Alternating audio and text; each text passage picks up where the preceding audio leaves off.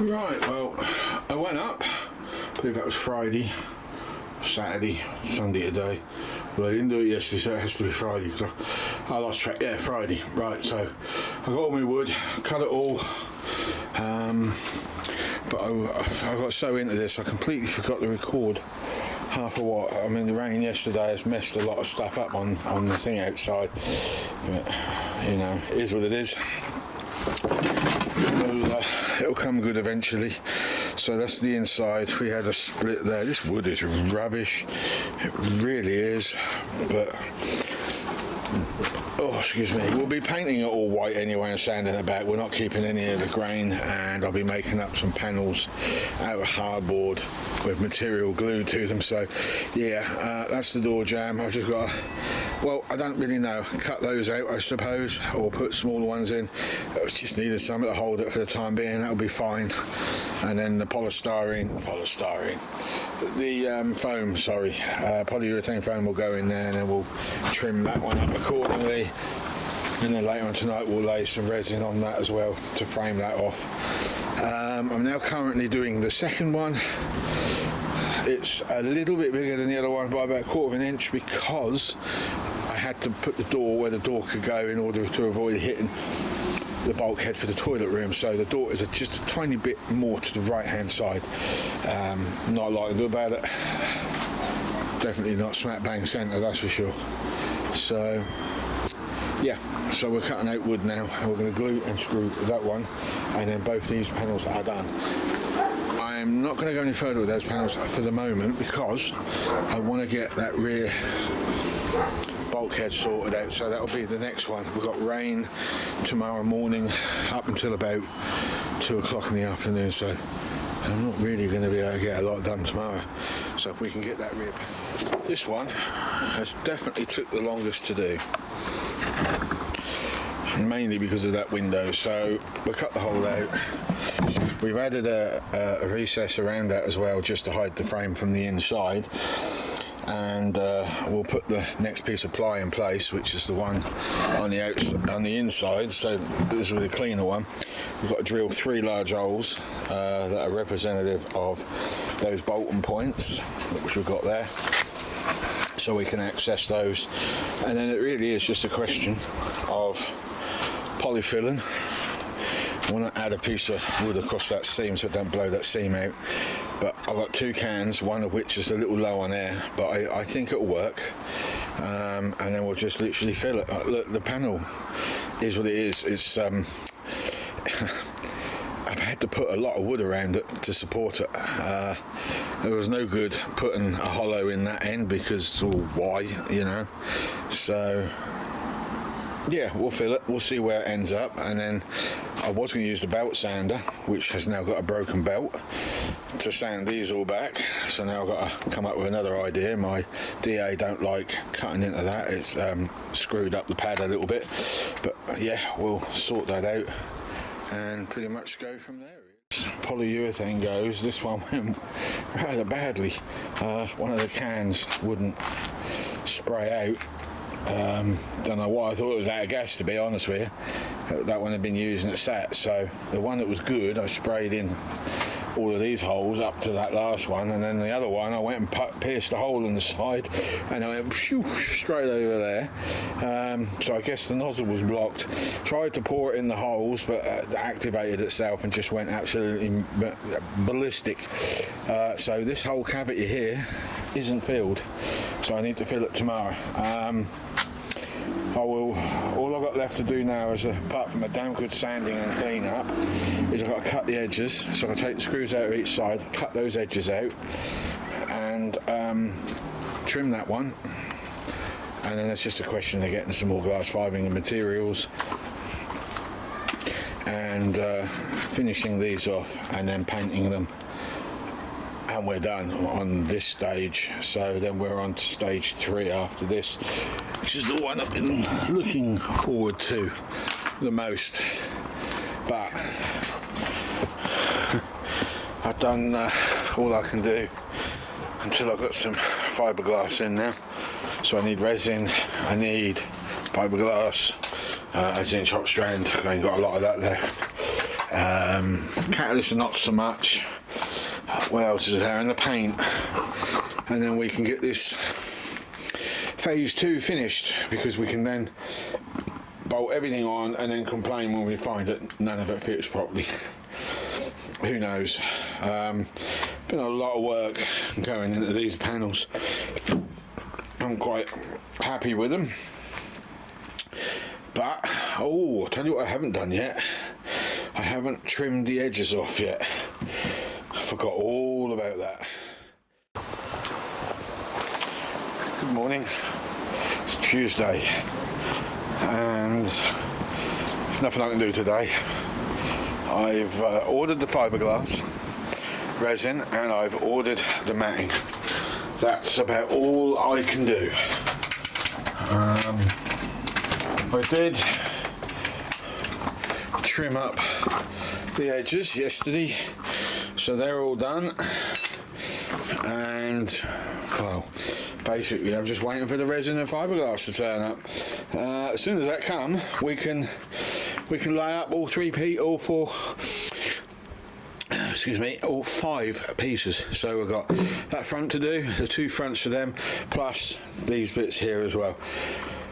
I ordered 300 GM this time instead of 6, because the 6 took rather a lot of resin, and it is only a cover. It's not there for strength, it's just there to protect the wood. I could just paint the wood as is, I could do that, but if I get a scratch in the paint, it will get into the wood and eventually it will rot it away, and we don't want that. That's not that. All my fiberglass resin has come in literally the next day. I wasn't expecting that, so I've been prepping everything ready. I'm not going to do it now, it's really hot. This stuff will go off so quick, and there's such a large area that I've got to cover that it will just give me no end of problems. I mean, I can put a low amount of catalyst in, like low, but I'm impatient. I want to get it laid up and I want to get it cured and ready to sand for tomorrow. So, however, I'm now thinking to myself, 300 GM was not thick enough. I'm not happy at the moment, because I know the moment I put a sander over that, I'm just going to blow straight through it. So I think what I'll do, I will sand it, but I'll be very gentle, and I might get some resin and just put some resin over the top before painting instead of car filler, and stipple it on so it already has the effect that I'm after, and then prime it up after and see what happens. Might experiment on one. I've sanded 4 down, and where is it? Down there, my part roll sander is on its way out. It's struggling now, and there's a strong smell of electrical burning. So it speeds up, slows down. Could be the brushes, I don't know. So I've had to hit it with that, and it ain't done a very good job. This was the one I hit it with, and it's all going wrong. Right, turned out that the brushes were not at fault. There's a bearing at the bottom, and because I've been using it so much, the grease dried out and the bearing seized up. I was lucky though, because the motor inside was starting to get hot. Anyway, pulled it all apart, managed to strip it, popped the dust cover off the bearing, WD-40, wiggle it around a bit, re-greased, pop the cover back on, put it back together, and it's fine. So I managed to get the last one done. I should have gone over this one again, which is the one I didn't do with the sander, but do you know what? I'm pushing my luck here. So I think what we'll do now is we'll get some primer, and we'll literally get some grey primer on all this lot, shoot down the paint shop tomorrow, get the bed liner, and tomorrow evening we'll see if we can get some grey on this. Well, I had a whole load of windows slamming earlier when I put that last one on. Anyway, when bed liner go wrong, it usually is unrecoverable. You usually have to start all over again, or at least sand back the areas, and these two panels here, they went wrong. The problem I had was the fiberglass was only 300. It should have been a minimum of 450, because what has happened is it's left loads of little tiny holes, and I tried to thicken it up around where the holes were, like there, and it didn't really do a very good job. There's only one way around this, and that is sand it back and go over it again. I mean, there is really bad for holes. Now, lessons learned, which I have learned some lessons, because this panel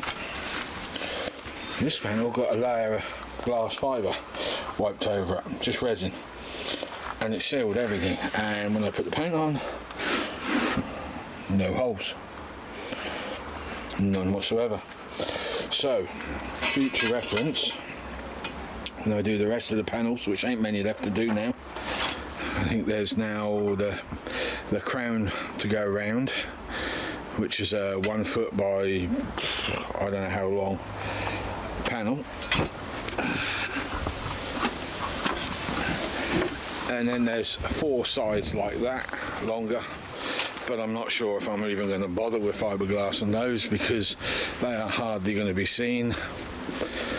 So I don't know, I might use something different, like plastic, composite plastic, you know, yeah, anyway, plastic. So keep it light, that's the name of the game. So next is to let this crap dry off. I mean, it's bad, it's really bad. That one came out good, they came out okay. That one is also a bit holy in places, but that one came out really good because I recovered it. But these, nope, lost it. So you can see where all the mistakes were. Really bad.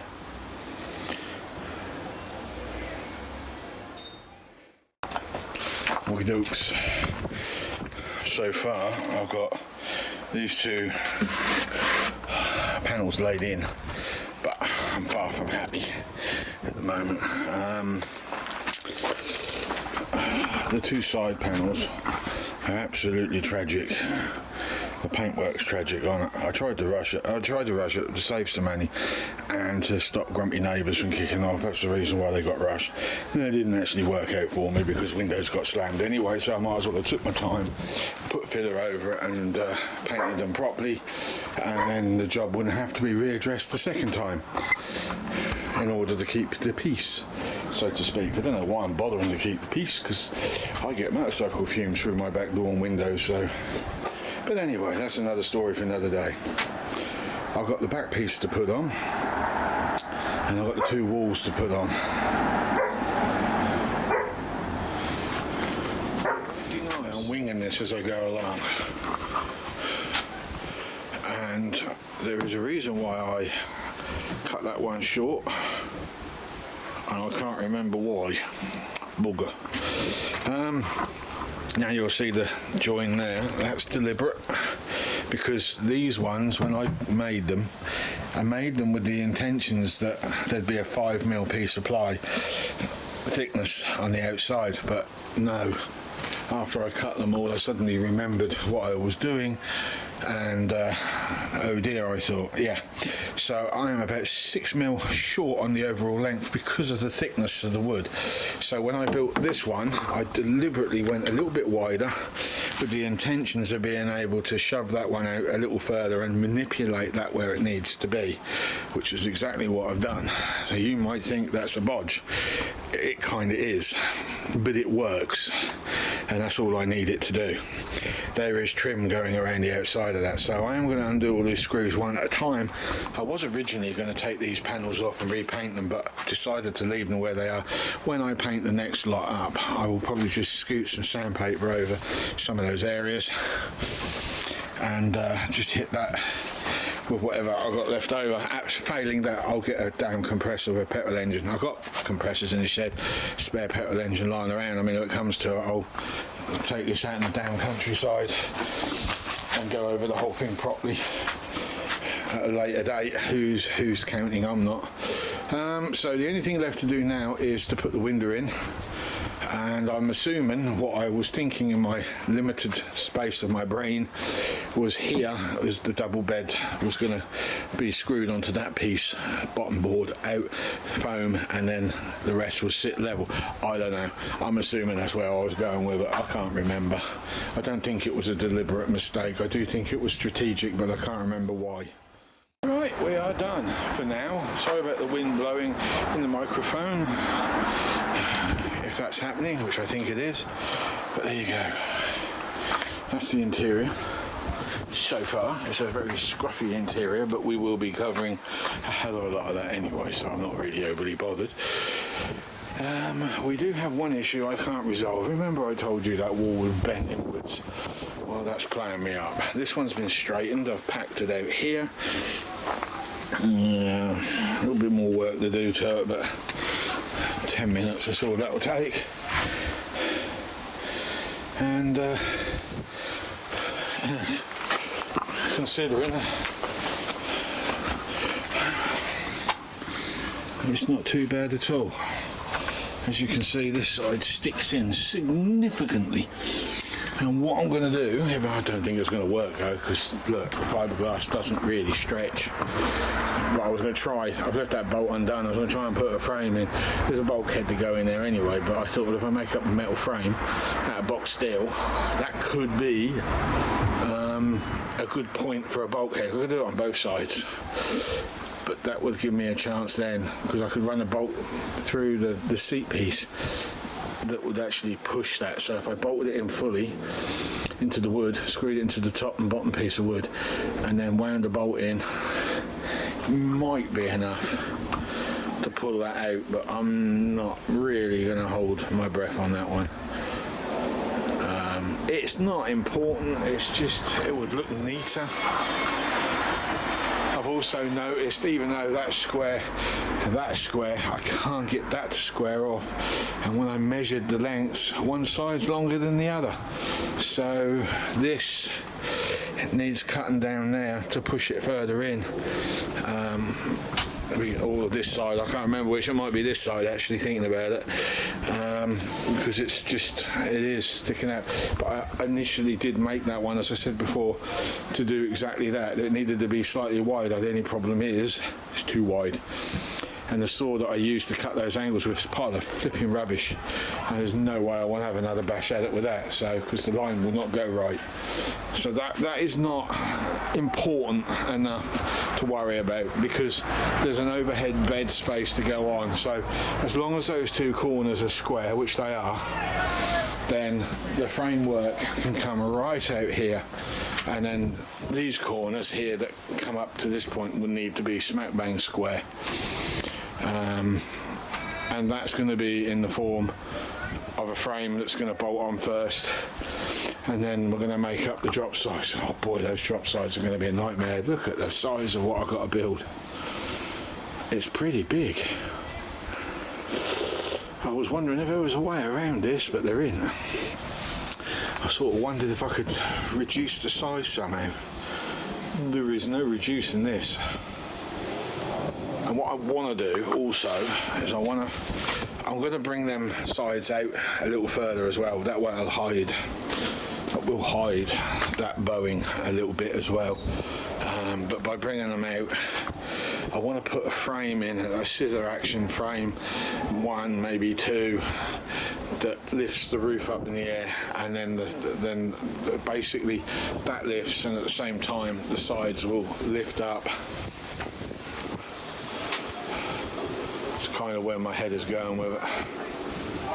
I don't know, I might not even bother with those. I might just randomly just build it to the height that it needs to be, which is going to be horrendously high. Who knows? So that is it. That's all I have for you today. It'll be about 3 weeks before I start the next stage, because I've got to save up some serious cash. So with that in mind, thanks for viewing. I hope you're enjoying this so far, and I'll see you on the next one. And the next one will be I'm going to call it the crown ring. just because of what it's got to do. You know, it's just a ring, the thickness of a mattress, and then from that point we'll build the drop sides, and then we'll do the roof. This is where it's going to get more expensive now, and it's going to get harder to do because the panels are getting bigger, a lot bigger. And I'm not sure how I'm going to do this at the moment at all. Wish me luck. So I'll see you later.